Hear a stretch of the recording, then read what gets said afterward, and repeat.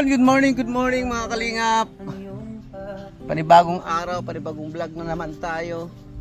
Kumusta kayong lahat? Nandito tayo kay Nanay Rosa. At papakita ko sa inyo dahil hindi ko maantay si Papa Eds dahil marami na excited dito sa bahay ni Nanay Rosa, no?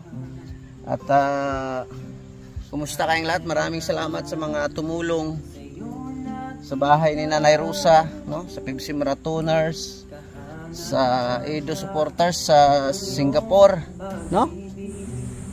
At lalo-labing shout out po sa inyong lahat sa mga sumusuporta dito sa bahay ni Nanay sa ating project. This is the day, guys, last day of sa bahay ni Nanay Rosa, no? English tayo. At last day, pull out na kami rito. Sasakay ko na rin sila yung mga gamit, yung ibang gamit kinarga na rin natin kahapon. Ngayon po ay ipakita natin kung ano yung bahay ni Nanay. Papa Eds, pasensya ka na at hindi kita maantay pero nakita naman to sa vlog mo. Kaya ipapakita na natin yung kabuuan kung ano ba ito, no? Kaya ako po ay labis na nagpapasalamat sa inyong lahat dahil sa inyo ay nabuo talaga ang bahay ni Nanay Rosa. Siyempre kay Papa Eds, no? Maraming salamat sa ating mga magigiting na manggagawa. Shout out, no? Suportahan niyo po si Bisay Vlog, si Tay Bisay Vlog, si Kermix Vlog, no? Support din po natin para ganun pa man nakakatulong rin tayo sa kanya, no? Ngayon i-reveal ko na ang bahay ni Nanay at magandang panahon dito. Tuloy-tuloy pa rin sa pagpintura pero naging maayos na dahil ngayon ay maganda ang panahon, no? Maraming salamat talaga, no? Shout out kay Daddy Bal. Ito ay i-ribbon cutting na ito, no? At abangan nyo ang ribbon cutting na ito. Bunggang-bungga talaga ito, guys. Ngayon ipakita na natin dahil maraming nag-aantay sa ano talaga kabuuan nito, kung ano ito. At ipakita natin sa inyo. Ayan, guys.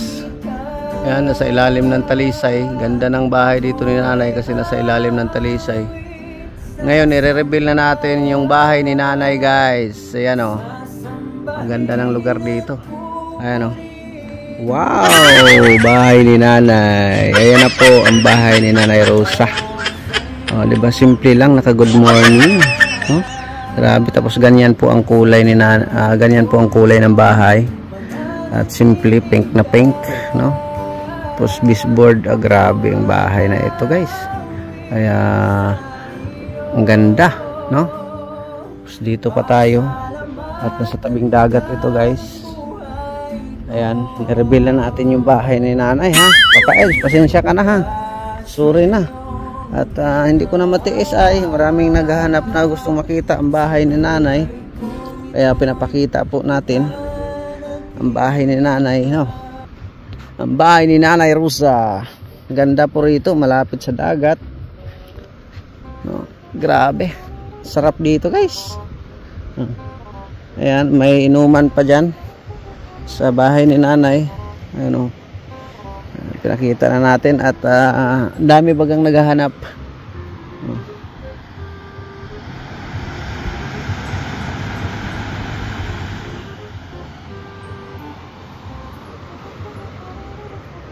Ito yung palikuran ni Nanay, dagat. Ang baba ng dagat ngayon, guys, no? Joke lang yun, guys. Sana maipakita ko rin dito. Matagal ko nang i-reveal sana yan. Magandang kubo din. Marami talaga nag-antay niyan. Kaya pasensya na kayo dahil yan lang ang nakayanan natin na ipakita sa inyo. Wala kasi akong pang-upload ay, no? At namimiss ko na yung mga kasabihan natin, mga kasabihan ng mga katagang. Tapos ito pala, dito yung Mount Pan. Yan. Diyan ang daan papunta ron. Yan, sa likod niyan, sa likod ng bundok na yan. Diyan po yung Mount Panit. Hindi, ito yung bahay na bago dumating kay Nanay Rosa, no? Yan, yung kubo na yan, no? yung kubo na yan ay may ano po yan, beach. Kung gustong maligo, pwede kang mag-cottage dyan. At ganda po dito. May mga anong tawag yung kahoy na yan? Ano kaya ang itanim yan para sa bahay? Medyo distansya pa yung kay nanay. Andun kay nanay. So, dito yung kubo na yan. Kala nyo ipakita ko talaga eh. Hindi po, joke lang po yun. Dahil bawal po natin ipakita yan. Dahil nakita nyo yan, nagmasilya pa lang kami. Ngayon ay medyo may pintura na talaga. Last day po dito ngayon. Day po ng bahay ni nanay. Kaya nag-vlog lang tayo. Sabado, araw ng Sabado. At abangan nyo to, ribbon cutting talaga dito. Ang ribbon cutting nito ay malamang pagka tapos ng birthday. Ayan o, medyo malayo pa pero no? Medyo malayo pa ang ribbon cutting. Kaya ano din, makapahinga na rin tong ating bumbum. Kasi malayo po talaga dito. Tsaka siguro pag magkapera ako, pa-change oil ko ito. Kasi ano naman, tamang pahinga, magmotor-motor muna ako. Kawawa na yung aking Cherbis. Ayan, nandito si Ker. Ako, Ker. Ay, kumusta po? Last day natin ngayon. Oo. At tawag nito, back to home base na. Back to home base naman na. Oo. Sa bahay mo naman ulit. Back to home base na naman tayo. Manawagan ka rito sa mga supporter ng mga Edsinyan na subscribe pa, supportan ang channel. Sa mga solid Edsinyan po dyan at sa lahat po nanonood sa Team Kalingap, pasupport naman po ng aking munting YouTube channel, yung Kermix Vlog. So yun na po, palambing naman po kahit like and subscribe na rin po. Siyempre sa ating mga kasamahan po.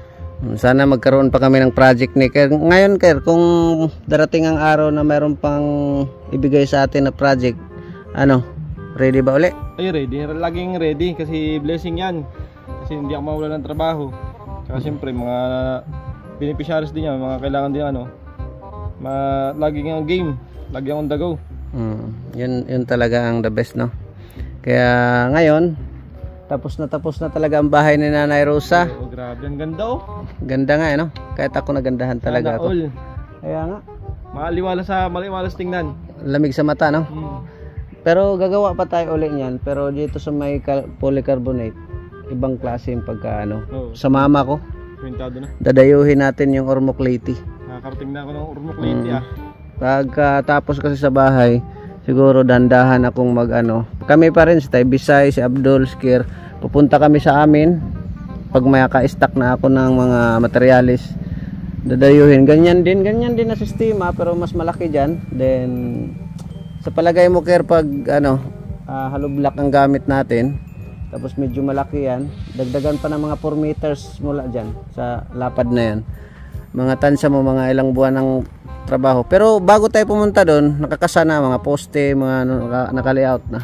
Mga mga isang buwan kalahati. Mga isang buwan kalahati, no? Ayos, kasi pag nandun tayo, hindi rin natin iiwan na hindi pa tapos talaga. Si dream house din yan ng mama ko ay. Grabe.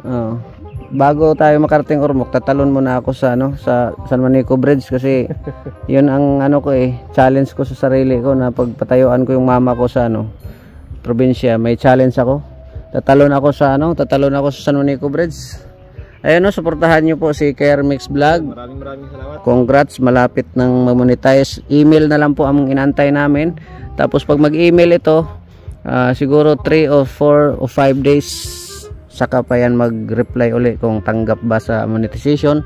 Kaya suportahan nyo rin po, kikita para kumita rin, pandagdag ng niya kasi may 3 ang barako nito, pinapaaral din. Kaya malaking tulong din po yan kay Ker. Sa mga nagbibigay din po ng bigas sa amin, maraming salamat. Thank you so much po sa Pepsi Marathoners. Sa pabigas po ninyo sa aming mga nanggawa dito sa bahay ni Papa Eds. Abangan natin ang ribbon cutting. Ay, Oo. parang nakakaano yun ah. Nakaka-excite. Nakaka-excite Pero tayo pa rin dito magsama-sama pagkatapos kung kunwari ribbon cutting kinabukasan, pag out natin sa bahay hapon, sa gabi punta na tayo dito. Hapon pa lang nandito na tayo kasi tayo mag-prepare dito sa mga pagkain eh. No? Ayun kay Kere, no? Magka-problema pala kami sa Ormoc. Ha? Magka-problema kami sa Ormoc. Bakit? Hindi mo kayo marunong Bisaya. Yun lang. Mag-practice na kayo. Ano, hindi ko kasi pwedeng ipakita eh. Ayan guys, nakausap na natin si Ker. Kasi si Ker talaga ang nagplano, then pag-usapan namin kung ano ang resulta. Ini-imagine namin kung ano ang resulta. Yun, ang kalabasan pinag-usapan namin palagi. Pero ang may utak talaga dyan si Ker. Tapos suggest lang ako kung anong magandang gawin, ganito. Kasi meron pa nga kaming ginawa eh. Sabi ko lagyan mo nga ng ganito para medyo maganda tingnan. No, ano lang yung coordinate. Kaya shout out sa inyong lahat at maraming salamat sa mga nagtitiwala sa atin. Nagawa yung bahay ni nanay. Maraming dumaan din sa atin para maitulong, maidagdag sa budget. Ako po ay taos pusong nagpapasalamat sa inyo dahil isa po yan, number 1 yung tiwala, no? At siyempre malapit na naman tayo mag-e-end sa ating katagang, sa ating mga vlog.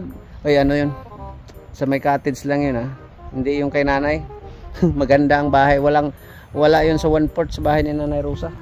Kaya dito na naman tayo sa ating mga katagang guys.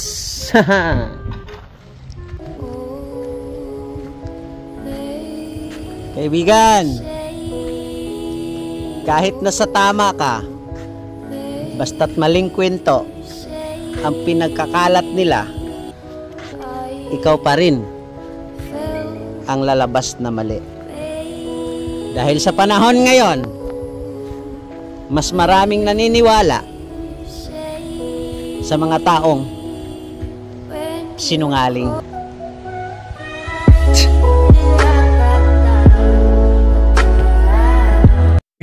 Maraming salamat sa inyong lahat sa walang sawang pagsuporta. Good vibes lang tayo, no? Ang lupit ng ating hugot, no? Guys, maraming naniniwala sa mga sinungaling. Kaya isang mapagpalang araw sa inyong lahat. Maraming salamat sa inyong suporta. God bless, mabuhay. Shout out kay Daddy Bal, Ate Edna, kay Kalingap Rab, at sa lahat ng sponsor, viewers ng Team Kalingap, Kalingap Partners, Reactor. Shout out sa inyong lahat, no guys? Shout out nila kay Ma'am Nance, Lulabing ng Denmark, Nanay Susan, Lulabing, kay Ann Ramirez Siner, kay Ma'am Aseret, kay Ma'am Aima, Ma'am Carmi, no? Sa inyong lahat po na walang sawang sumuporta dito sa ating live, maraming salamat. God bless, mabuhay po tayong lahat. Kita-kita tayo sa next upload natin. Babos. Bye-bye.